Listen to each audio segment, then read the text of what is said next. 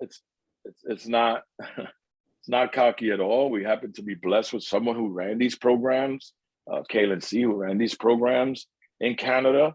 So we walked in with a lot of experience, and we're doing it in the most creative ways possible. Also learning from mistakes from other places and making those corrections here. So yeah, our tracking system is pretty intense. We do ask a lot of questions. Oftentimes those questions are important because of what the community wants to hear, right? There's been this whole theory that we're bringing users from other part of the city to these two neighborhoods. Now, if you know a user or ever knew a user, I like to meet the user that buys in Brooklyn and takes the subway or a bus to come all the way to Harlem or to Washington Heights to use. It's just not a reality, right? Most people use where they purchase or they find a place they can use quickly, which means that we're not getting enough people, right? Which means we need more people, more OPCs to open throughout the city, throughout the country, et cetera. So yeah, we track a lot of information. We share that information often with some of the key players in city, state, and federal government, our partners as well. We will be putting out some reports pretty soon. But if you know data folks, as soon as I ask for data, like, oh, you have to make sure it's clean and the whole process. But we're collecting it, and it's really exciting, the information we're receiving. And I think for us harm reductionists and harm reduction nerds, if you are one, you'll get excited about when you start to look at like case studies of a participant and how they're using and why they're using differently. I was just in LA and I'm talking to LA about fentanyl just coming in strong to LA. The blessing is we can tell them what that's going to do. It's going to mean more speedballing. It's going to mean, right? We can tell them what that's going to look like. We can tell them that people are going to, inject and smoke because of how fentanyl affects the body. So those are the kinds of things that we take out of the data we're collecting as well. So I don't know I think there was something else you asked. I'm not sure if I got it. No, you totally captured it. And obviously for those of us hoping to have OPSs around the country, I think you've had tremendous success, but the more there will be some, robust data that you can share, and then we can point to that as, proof of concept of evidence to get grants to help other OPSs up and running. So I knew you were doing data collection, but I just was hoping to hear a little bit more about it. And it's pretty in depth, and we'll talk to you more about that. As I said, one of our head of all of our data and research created a program, an app, which is really exciting. We're going to be able to track stuff very quickly because it's cloud-based. So that's exciting for us. It's pretty amazing. And we're excited about collecting that data as well. So I'll give you some numbers, right? So earlier I said that the city hoped to open 4 sites and have 130 reversals, interventions, overdose interventions where people stayed alive, stayed alive, yes. And since November 30th, we've had 1,036 unique individuals use our site. Of those 1,036 individuals, we're coming up on 15,000 utilizations of the site. And we're not open 24 hours yet. We're not even open 12 hours yet. So we're moving in that direction. And we have 250 overdose interventions. So we surpassed that 1 year mark, and by half the programs, because we only have 2. It's truly a blessing and a need more than ever because of fentanyl and the way it's impacting our people. I think, one of the things, there was a question here about sort of the approach, and there was an article that just came out. And it's funny because the article, I went to Oklahoma State and it said Ohio State. So you guys could take the credit. But in this article, I really appreciate it's in Crane's business. I appreciate the way they put it together because my approach, as harm reductionists, we've had to fight. And where did he go? He left, Jose. We've had to fight for many, many years. And I mean fight, chain yourself to walk the doors. I mean, to keep our loved ones alive in the early 90s, just because of HIV. right? Simple things like rights for the LGBT community. The things we had to do as a member of ACT UP myself, the things we had to do as harm reductionists were pretty extreme. Like I said, chain ourselves to doors, stand us, lay down, and put ourselves in body bags. You know, so many different things we had to do because people couldn't hear us, or they could hear us, but they chose not to. And we've been doing this a long time. And I came this time and I said, we're going to try something a little different. I'm a warrior. I'm an indigenous person, and aggression and fight is always an option. It just is. But why start from there? My goal when I came to the organization was to say, we're going to start from this loving place and simply talk about what the truth is, not the what ifs and all this other nonsense, but what the truth is. And the truth is these work. And the truth is you treat our people less than, and you judge them by simply thinking it's so easy to stop using drugs. It's so easy. They're making decisions. That, you know, and one of the things I remind people is our folks are self-medicating trauma and mental health conditions primarily. That's what they're doing.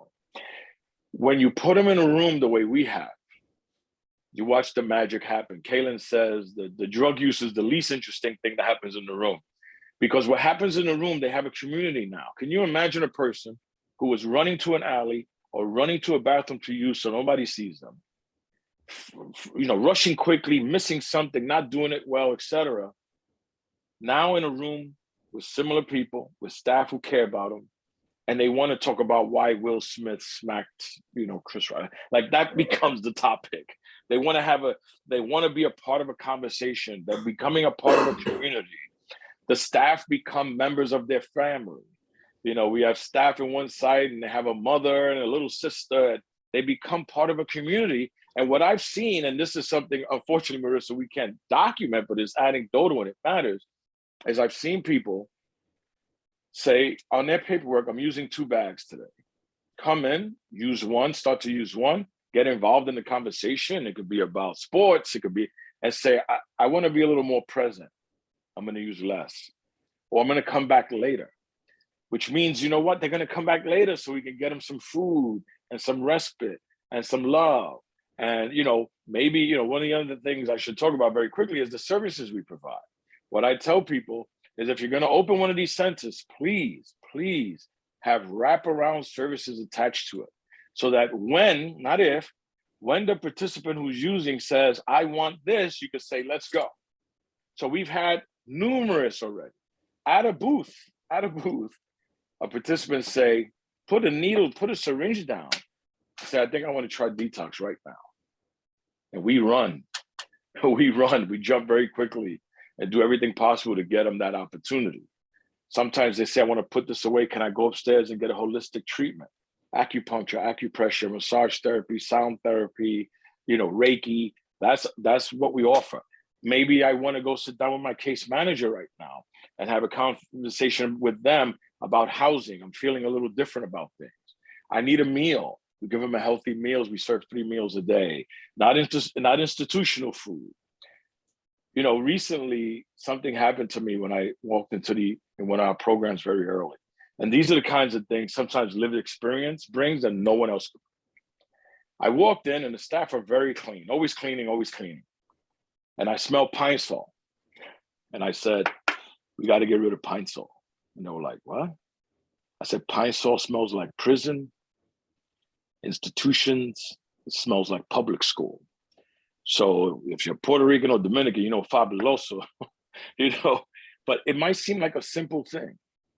But those kinds of things keep our people in those, you know, that nostalgia, that negative nostalgia, keeps people in those places, even if it's in their own head, but it's strong enough. So a simple thing like that is bigger than we think. So having people with lived experience and know what those places are like really matters. So yeah, we have this wraparound service. OPC is one service, is one of many services we offer. It is something we're extremely proud of. Like I said, the staff are beyond amazing. And we know in general, harm reductionists are just badass. They love people. They love people most people don't love. It's hard to tell them to take a break, which is probably why I got COVID. And I'll tell you, most of our leadership team and our directors, we all have COVID at the same time right now. So everybody's stepping up, making sure that we're conducting, still providing services during this time.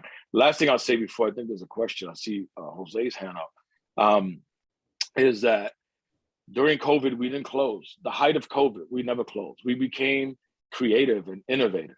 How do we get our syringes, et cetera, to people's homes to make sure they're using safely and not sharing? How do we make sure they're having a meal? How do we make sure their utilities aren't cut off if they're living in an apartment and haven't been able to access, haven't been able to go in and pay a bill? We went into encampments. We still go into encampments. I'll share two more things. Sometimes with the people who don't agree with the work that we do, we have to think of what can we share? What impacts can we share that will make them see things differently?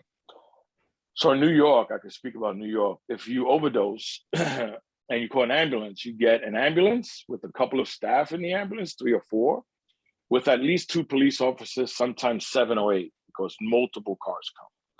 That costs the city thousands of dollars. That person gets taken to the hospital. That person gets seen in the hospital, in the ER. That person goes through the system and stays overnight. We're in the $35,000, $40,000. It's outrageous. Of all these interventions I've mentioned, 1,036 individuals, et cetera, we've called 911 5 times.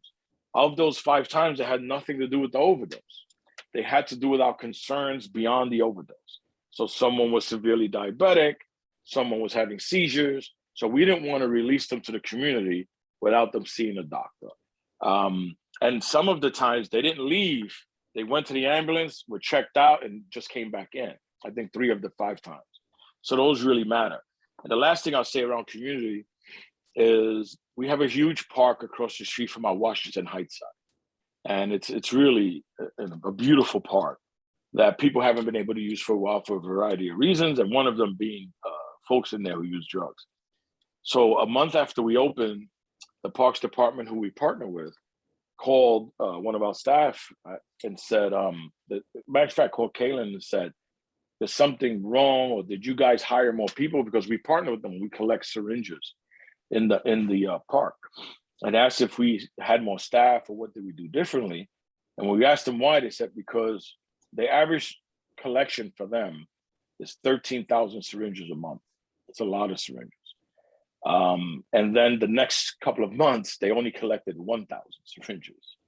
So we cried and jumped around and danced because those syringes are in our care.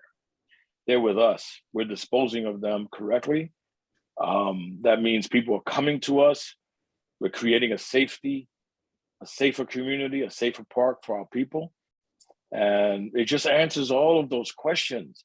So I don't want to argue with people. If someone wants to debate me, I'm going to debate them with love and facts. That's it. I'm going to debate you with love and facts. And if you have, when you keep stretching your argument, then we're talking about racism and classism and sexism and all the other isms. It has nothing to do with fact. It just has to do with more hate. And I choose right now not to participate in that. So, Jose, I see your hand up, brother. You're muted. Oh, okay. I'm sorry. I like to mute myself. Sam, it's good to talk to you, man. I joined the call late. How many people do you guys OnPoint do you see in the course of a day? Would you say? I'm sorry. How many people we see in the course of a day? In a normal day, how many people come in to use the facilities? I mean, to about actually, a couple of hundred. That's absolutely amazing. Yeah. And I want to affirm what Sam just said. I had the pleasure of being there one afternoon, and when I left in tears because I could not believe how happy, I can't say happy, but people were content. People were pleased to be where they were. And people were getting food, they were getting clothes, they were getting everything that they need, in addition to, not having to overdose and die in the street. It's absolutely amazing. And why, really hard because we're trying so hard in Philly. We offer just about everything you do except the overdose prevention. And in Philly, we're trying to fight something now that's actually trying to shut down our syringe exchange. I mean, literally shut it down because they know overdose prevention may be coming. So we shut down the Right. syringe exchange. But thank you, thank you for doing this and talking to us. And that's amazing. Using a couple of hundred people a day. And I put that, to me, that translates into potential overdoses that did not happen, Oh yeah. And you multiply that by 7, you multiply that by 30. It's amazing. It's amazing. Thanks, man. Thank you, Jose. I'm so glad you said it that way, because there are some really serious unintended benefits that we don't think about. Whereas people are using slower and more focused and calm. They're not rushing. There are no time limits at the booth. They can take their time. They can go back into the drop-in center and come back. They can go upstairs to one of our other services and come back. So there's no rush. They're not rushing. And I tell people, please talk to someone who used in the past. Talk to them and find out what they had to do to use, sneaking around places, the risk they took. There's also an element of danger. We know that when users are found using, they're oftentimes beat up and attacked. When women are found using, they're often attacked and raped. So there's a lot of harm we're also addressing. So there's these unintended benefits that are part of the package, right? That really blesses the work that we do. And what I want to do, the blessing about talking about it here, reminds me to talk about it, because we take it for granted, right? Those of us in harm reduction, this is what we do. And of course it's a norm for us to have a woman say to me, oh my God, I'm so glad I'm in here. I don't have to worry. I have to look over my back, right? I don't have to worry about that. We have these big mirrors where they sit and use. When we first opened, or when they first started coming, nobody wanted to look at the mirror. I'm so ugly, I don't want to look at it. Oh my God. And now they're putting on makeup in the mirror and they're fixing their hair. They're themselves seeing themselves. They see themselves, right? They haven't seen themselves in a long time. We call them by their name, right? What do people call you? Oh, addict, junkie. No. What's your name? What do you want to be called? Do you have a nickname? Simple things that seem simple for us change the life of someone. It really does. You see people be so grateful for simply referring to them, by their name or some level of respect. And I'm blessed because I get to see that all the time. And, whenever we have a code blue, which is rare, we used to have them often. By the time I come down from my office, it's over. Like, I never get. So there's this joke that I get there and they're like, oh yeah, okay, it's already done. Relax, we have.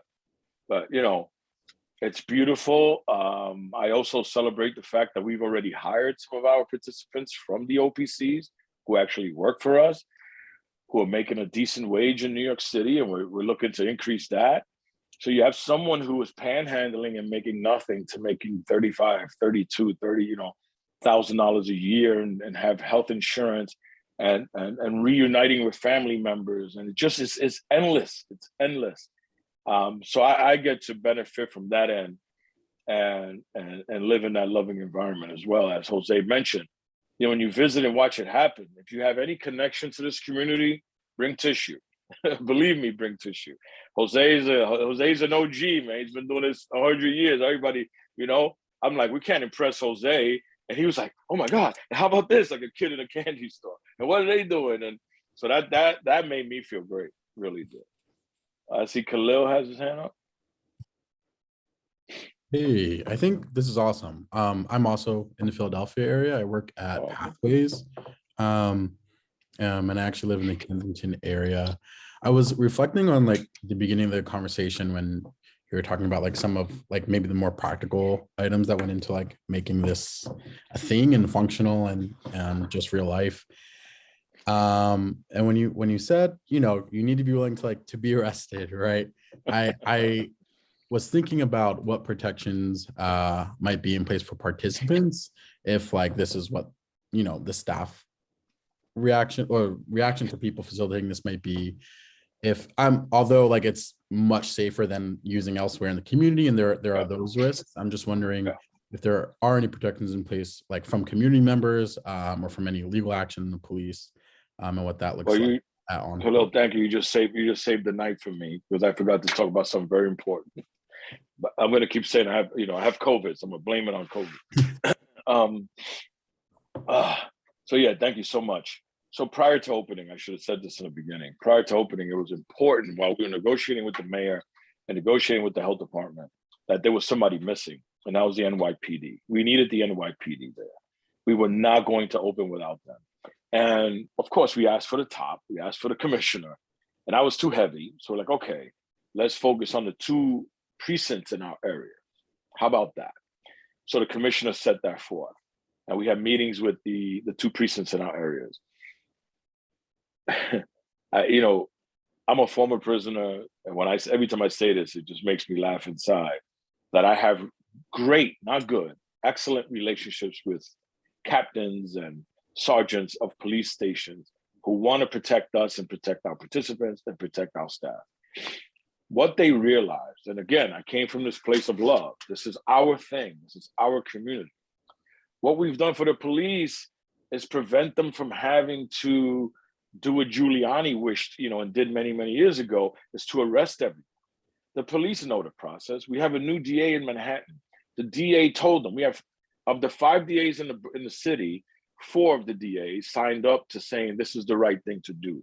The power behind that tells the police officers, if you arrest these people, I won't prosecute, bro. Like, you could do that, but it's gonna end here. So what do? That was power, right? Huge power and passion for what we do. So the police department came in, we gave them a tour. We've given them multiple tours since we've opened. We go to their roll calls, we speak at their roll calls, we answer any questions. They are our partners. When they came in the beginning, they didn't come to mess with us. They came to protect us from media and from protesters. And I'll quickly say something about protesters. We had 2 protests. The biggest one was, I think, 4 people and a dog. The dog was the most effective protester. The rest of them were protesting about the wrong thing. It was really funny. We were like, no, that's not us. No, we're not methadone. We're not treatment. Like, that's over there. Like, they were very confused. But I still want to go back to your question. So the risk for us right now, we know, of course, we took the temperature. The police, local police, no problem. If the feds were to do anything, it would likely be a letter asking us to cease, something very calm that way. What I know and my board knows, and one of my board members on this call, is, when I was around in those active days and going out there, as soon as folks were like, we're going to get arrested, I used to be like, all right, guys, I'll see you tomorrow. Because I'm not, listen, man, I did time. That sounds cute to you guys, but, I'll see you tomorrow. Let me know how it goes. I'll come bail you out later. I was willing, and I'm willing today still, to take the risk to be arrested for this, because this is the right thing. It's a health intervention that's saving lives. I am watching firsthand, in person, people overdose and stay alive. People overdose and be viewed with love and treated with love. If they're going to arrest me for that, then bring it on, right? If so, we have many, many things in place. We have a number of attorneys who are like, you just give me a call if something like that happens. But we don't feel that. We don't worry about that, Khalil. Like, we don't worry about a potential, anything like that happening. Many of us stay in touch with the federal government. We're reaching out to people constantly. You heard the president and Gupta, the head of ONDCP, talk about harm reduction, talk about syringe exchange in a way they've never done. We have SAMHSA now putting out $30 million for harm reduction programming, not $30 million in crack pipes. Freaking joke. So yeah, we're not worried about it. We have many things in place to protect both the participants and the staff. Yeah. If I could jump in with a question, it's going to reiterate something that was already sent in the chat. But what is your advice? What can we do outside of New York? We're based here in Columbus. It's obviously a very different place than New York City, but the need is the same. So what can we do? What is your advice? Well, one of the things is first, if you could visit. Really, it's really good to visit. And it's also important to have us visit you. and talk about what's happening. There are strategies around, as we got closer to working with the police and there was some hesitation, we immediately jumped in and said, hey, talk to the German police, talk to the police in Toronto. So that's the other thing we do, right? If we went to Columbus with you guys and there was some, we would tell them the same thing, talk to the police in New York, talk to people. The police in New York turned around and told us, we want to refer people to you. They asked us to create these cards that they can hand to someone who's using and say, stop using in the street, go to this program. The result of that is twice I was driving in, I saw a police officer with one of our participants, and I'm driving fast to park to go save the day. And by the time I got there, the police officer was walking the participant into our building, not arresting the participant, but walking them to the building and saying, go inside and use here. This is the place I was telling you about. So we created these cards they can hand to people, because what user is going to go with a police officer if they come in and say, come with me? They're going to say, no, you're going to arrest me. But no, come with me so I can walk you over to this site or even drive you over to the site. But yeah, I think it's important that we have a conversation, a deeper conversation. Visiting each other is big. What we don't want, we really don't want in this country, is for someone to open up and make a mistake. That'll hurt everyone. So we're creating a technical assistance program. We love to get paid, but that's an option. If people want to do it, we're not going to say, oh, you can't afford it, we're not going to go support you. That's nuts. That makes no sense. But we really want people to first know what the issues might be in their community. What is it going to look like if they open? All of these things we've been through, so we can walk them through it. And definitely, one of the advice, sorry. If there's a piece of advice I can give, and I don't have much because I don't really like giving advice anyway, but is what I said to the community when they had pushback. And a bunch of the folks around me thought it was pretty clever, so I got lucky, was we responded to your request. And the community was like, what did this crazy man say? I didn't request this place. And I said, but you did. I'm like, no, I didn't. I said, you didn't want syringes in your schools, in public parks. You didn't want users in the street. You didn't want paraphernalia all over the street. You didn't want this and you didn't want that. So what we did, we were courageous enough, I used to say crazy, courageous enough to bring all of that indoors to our place. The best compliment I received yet, best, and I want to live it, I want it on a shirt, was, I forgot you were open. A few people have told me already, I forgot you were open. And they have no idea how happy that made me. Because the idea was, we're going to have a mess in front of our building.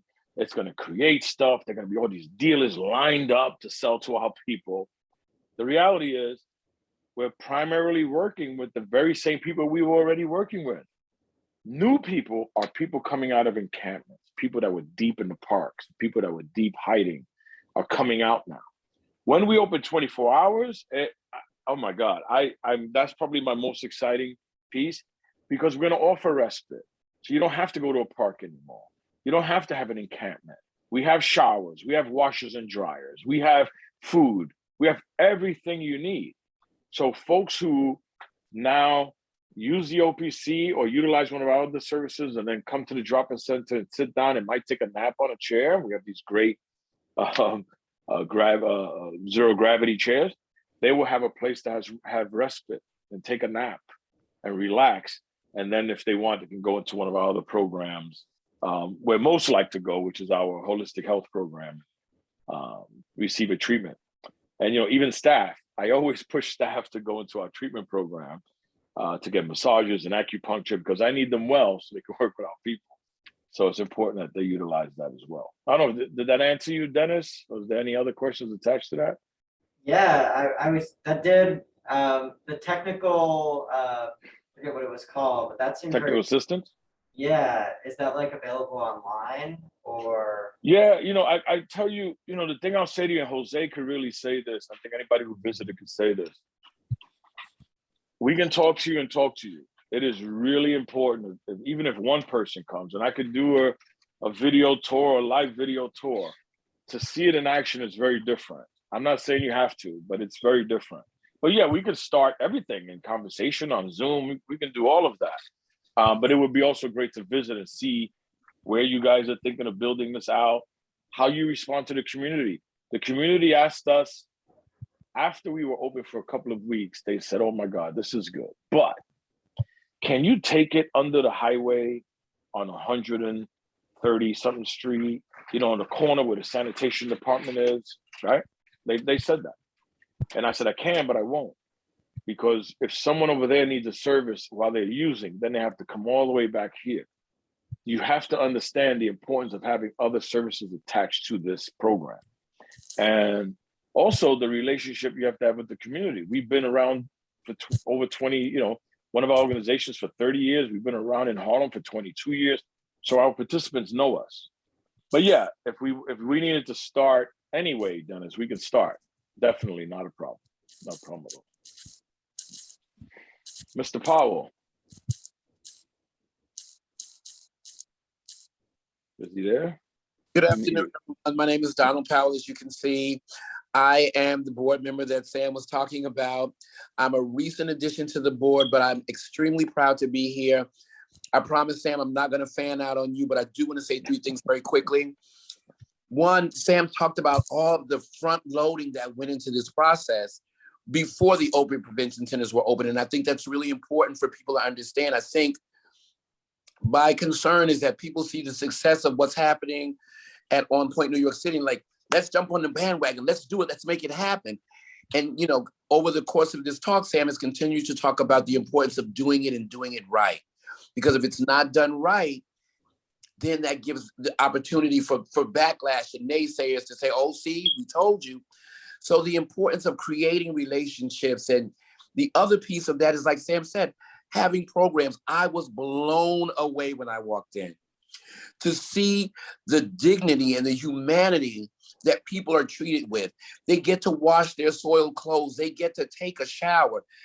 Sam walks in and a woman gets up off the couch sleeping to talk to Sam about how her night was, talking to the executive director. So there's this level of community, and Sam usually says this, and I'm going to say it for him tonight.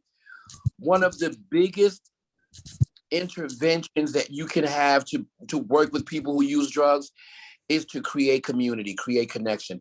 And that's what's happening at OnPoint, New York City. So I'll just reiterate, Sam, it's really, really important that you engage with the agency so that if you have the passion, like Sam mentioned, to do this, that you do it right. Because doing it right is going to promote the saving of thousands and hundreds of thousands of lives if we continue to do it right. Thank you. Oh, and I will say this last thing. As someone who has used drugs in the past in problematic ways, someone who has been homeless, someone who has been stigmatized for being Black and gay and HIV positive and a whole bunch of other things, it's really important to treat people like people. This is who Sam was before OnPoint. This is who Sam was in 1992 when I came home from prison and he was my counselor. And so I know that the work that OnPoint is doing is being guided and being supported by people who have that passion that Sam talked about. Because I know he doesn't hire people who don't have the passion. So thank you for letting me speak, and that's all I'll say. Yeah, I thank you, Donald. What we know happens. I mean, to me, Donald's the example of you treat people with love and respect. 1992, he wouldn't even look at me when he sat down with me, and I was his counselor. I had hair, right? Yeah, I had hair. I used to be cute. I promise I used to be fairly good looking with hair. But Donald came and I just what I was taught. I was taught at the Fortune Society, you treat people with respect and dignity. We connected, and what kind of example is that? 30 years later, in the fields, been in the field for 20 plus years, big positions, executive director in the past. This is what our people have the potential to do. It's just a fact. Like, this is what our people have the potential to do.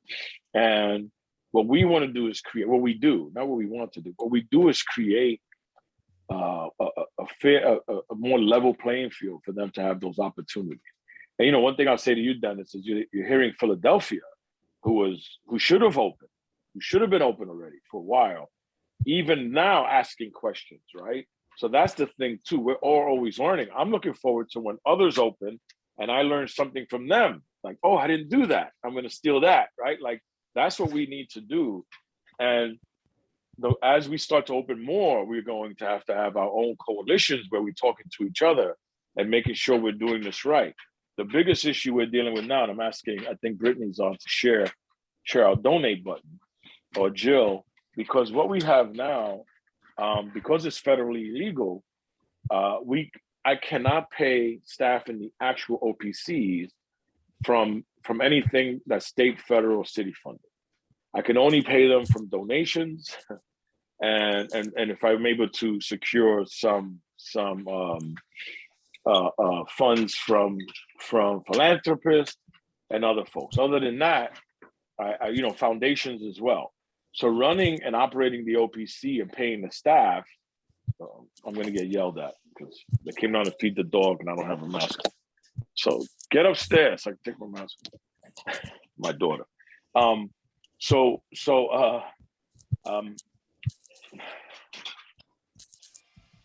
dog gets excited when it's time to eat. She's 140 pounds. Okay. What was it? Oh, so I can only pay staff from donations and unrestricted funds, which is very, very. It's the thing that keeps me up. I've been blessed, and I'll say this: our partners at the City Health Department, the State Health Department, and some of our other funders have been amazing. Have really been amazing, and sensitive to the fact that we're unable to pay people through their money. So they've been supporting us in every other way possible. But every night, that's what keeps me up. It makes me very nervous because that's $1 I get to watch drop every pay period. So while I'm excited that every pay period staff get paid, I'm also nervous that I watch that. It's like a really bad ticking number. So that's why the fight from here, and this is what I want us to watch too. Watch this strategy. All right, let's open 20 more OPCs. What's the danger in that? There's not enough money to run them. So if we open a bunch of them tomorrow, we're all going to be fighting, which we do now, right? We're all going to be fighting for the same dollar to run life-saving organizations and programs, which is not the way it should go. So what we need now is for Biden to get rid of the very statute that he's so proud of, and he said it as Kevin Hart says with his chest. He's so proud of the crack house statute. One of the things we know, and one of the reasons why people use the word crack over cocaine, is because the minute you say crack, it becomes a black and brown and poor white issue. That's intentional. It's a strategy. Call it the cocaine statute, and we have a problem. We have a major problem because too many folks of another class and too many folks of another complexion will be impacted by it. So it's the crack house statute. He made the mistake. We're in America. He's blessed. He gets to redeem himself, right? So we have to remind him of that. So while, Gupta, the head of ONDCP, and these folks are talking good talk, and it is great to hear harm reduction and SSPs, et cetera, it's not enough. It's not enough. My biggest concern with what they've been saying lately is they're talking about they're sitting with the professionals. They're sitting with the experts. And I have a question. There are only 2 open in this country, and we're not at the table. So who the hell are the experts you're talking to? I really want to know who unless I have staff that aren't telling me, which that would be great, who are attending some meetings, who are these experts? They have to stop that. They have to stop calling people experts who are not operating these programs. They just can't do it. What we know is if you're not at the table, you're likely to be on the menu. And so we have to be at the table to impact these decisions. And one way to do it is to continuously talk about this. And this is one reason why I'm excited to be here tonight.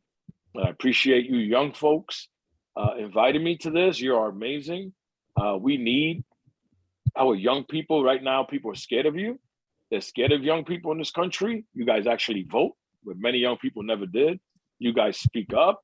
You guys are dangerous. You're smart. And people are scared of you.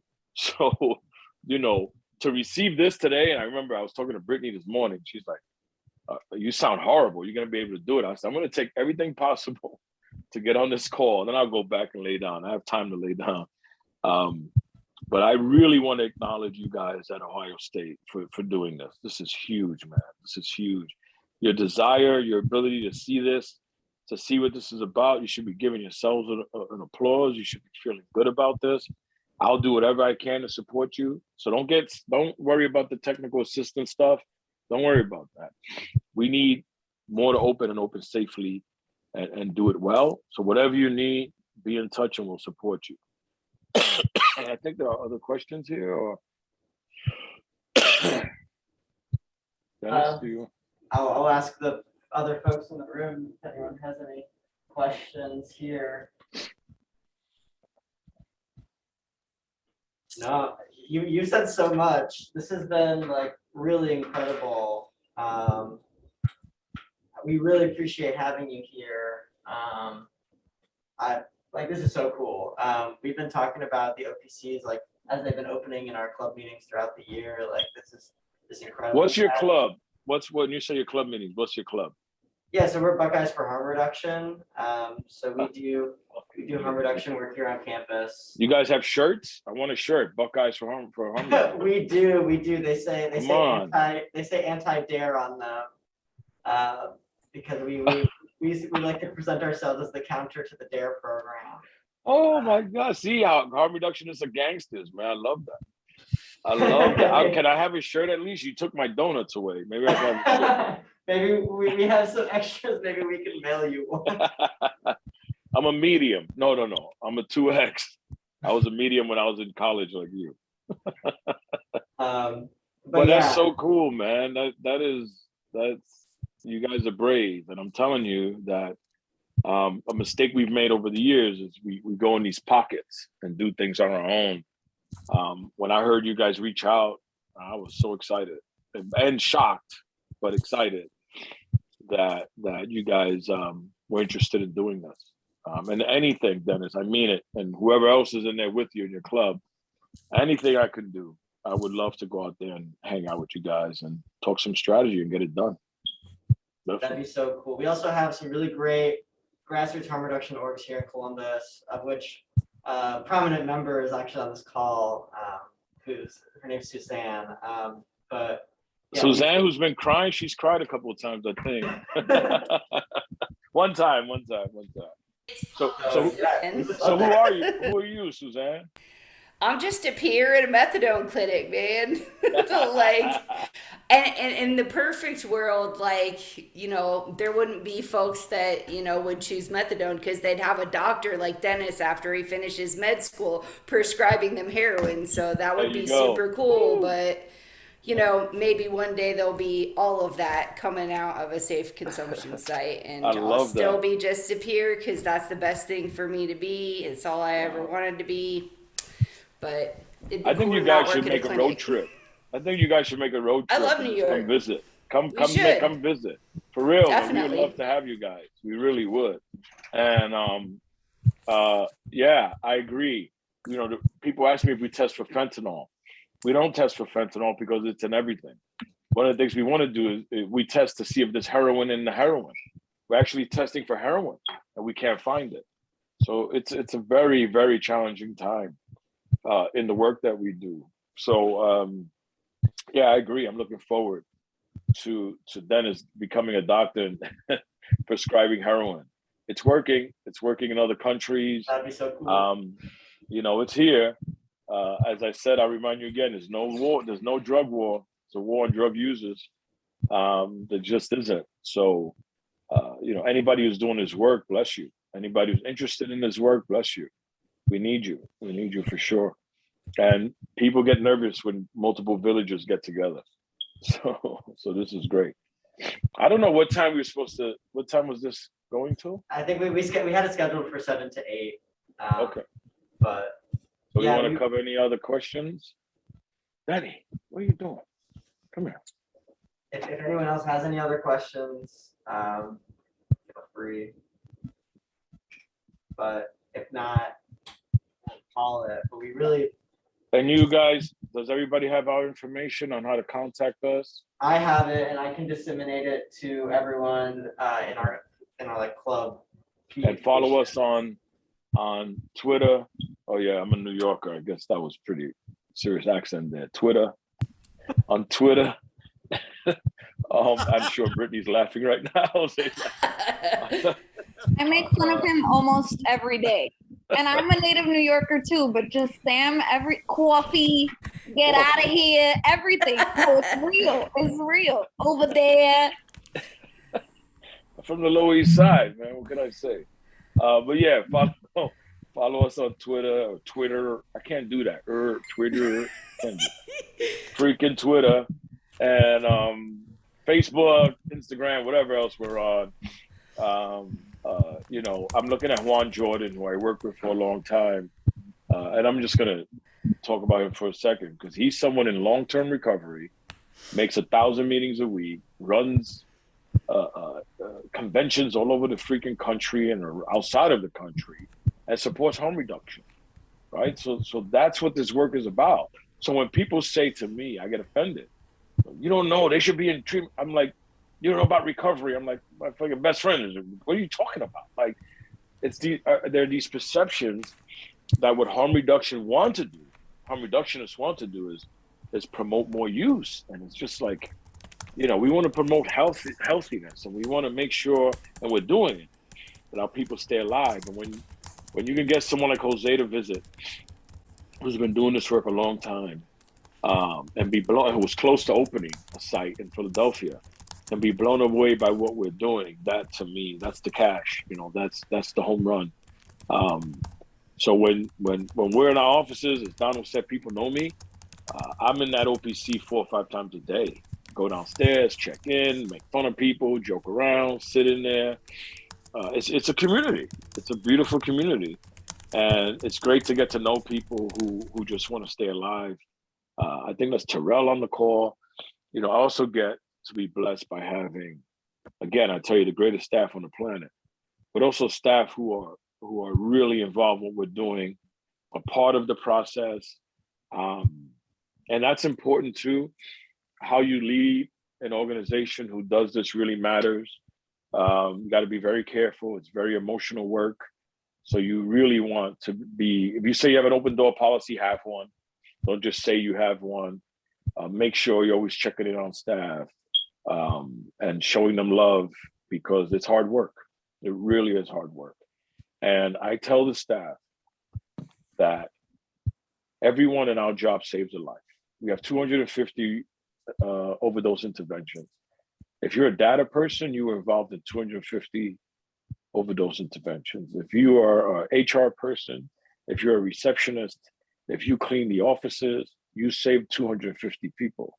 It's important that people know that no matter what they do with us, they are a part of this system, because one part of the system feeds the rest. And so when we celebrate reversals, I sometimes I'm on an elevator and I thank somebody. I said, we had another reversal, thank you. And now they get it. They're like, you're welcome. I had something to do with that. Yes, I did. Right. And it's just beautiful, because I can see the change in them, that they're not, you know, you don't have to be in the OPC to save the life, right? You're in the organization. The other the thing I forgot is very important, and just to make sure Dennis hears this too, is to work in the actual room, in the actual OPC room, which is a locked separate room. You have to opt in. So right now we have a list of staff who have come to me. I'm ready. I want to get in the OPC. So there's a process. You can train. I mean, it takes a while before you get in. And then even after you get in, you're just standing there like, oh my God, I want to do something. And they're like, nope, you have to wait a while until you're ready to do it. And so staff are not forced to work in the OPC. It's an opt-in. They have to say they're interested. They have to be trained. The trainer has to feel they're ready. And then they have an opportunity to work in the OPC. Awesome. Yeah, once again, thank you so much. And thank you to everyone for coming. We really appreciate it. Sam will definitely have to be in touch. Definitely. Awesome. All right. everyone. Thank you guys so much. Thank you. Thank you. Thank Feel better, you so Sam. much. Thank you, brother. All right. Thank you. All right, bro. Thanks, everyone. Thank you. Danny, what do you want? What do you want? Ugh.